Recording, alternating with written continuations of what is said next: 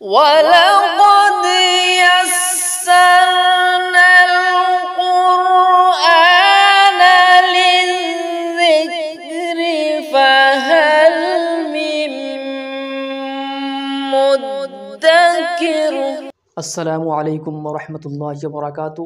প্রিয় নাজরিন, সর্বপ্রথম যে যেখান থেকে আমার এই ভিডিওটি দেখছেন সবাইকে অসংখ্য ধন্যবাদ। আশা করব ভিডিওটি শেষ পর্যন্ত দেখার চেষ্টা করুন ইনশাআল্লাহ।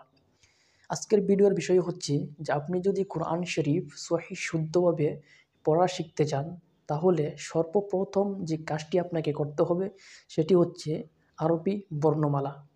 আলিফ থেকে ইয়া পর্যন্ত যে হরফগুলো রয়েছে এই হরফগুলোকে আরবি বর্ণমালা বলা হয়। এই আরবি বর্ণমালা আপনাকে খুব সুন্দরভাবে খুব সহি শুদ্ধভাবে আপনাকে শিখতে হবে।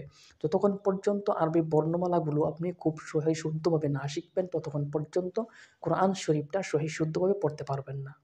তো এই আরবি বর্ণমালা কিভাবে আপনি সহি শুদ্ধভাবে শিখবেন এবং কোন তরিকায় শিখলে, কোন নিয়মে শিখলে, কিভাবে শিখলে খুব কম সময়ের ভিতরে খুব দ্রুত কোরআন শরীফটা সহি শুদ্ধভাবে আপনি পড়তে পারবেন, শিখতে পারবেন, সেই বিষয় নিয়ে আজকে কথা বলবো।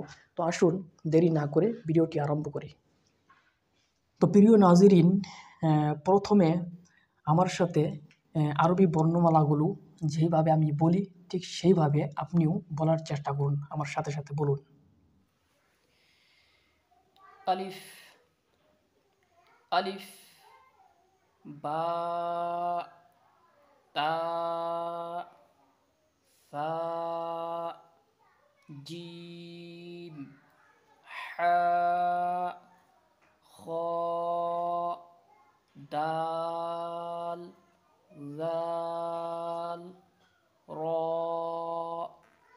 জা, সিন, শিন, صاد ضاد طاء ظاء عين غين فاء قاف كاف لام ميم نون वाव हा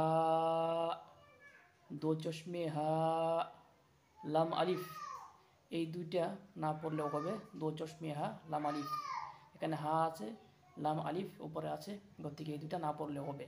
হামজা, ইয়া, ইয়া, এখানে দুইটা আছে, একটা ইয়া পড়লেই হবে। এবার অল্প সময় বোর্ডের দিকে লক্ষ্য করুন। এখানে দেখুন আরবি বর্ণমালা আলিফ থেকে ইয়া পর্যন্ত হরফগুলো আমি এখানে লিখে রেখেছি। লেখার কারণ হয়েছে যে এই যে আরবি বর্ণমালা যে হরফগুলো রয়েছে এই হরফগুলোকে তিনটি নিয়মে, তিনটি তরিকায় আপনাকে শিখতে হবে। এখানে তিনটি কাজ আপনাকে করতে হবে, খুব গুরুত্বপূর্ণ কাজ।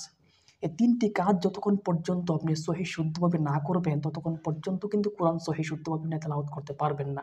তাই আলিফ থেকে ইয়া পর্যন্ত যে হরফগুলো রয়েছে এই হরফগুলো তিনটি নিয়মে আপনাকে শিখতে হবে, তিনটি কাজ এখানে করতে হবে, গুরুত্বপূর্ণ তিনটি কাজ।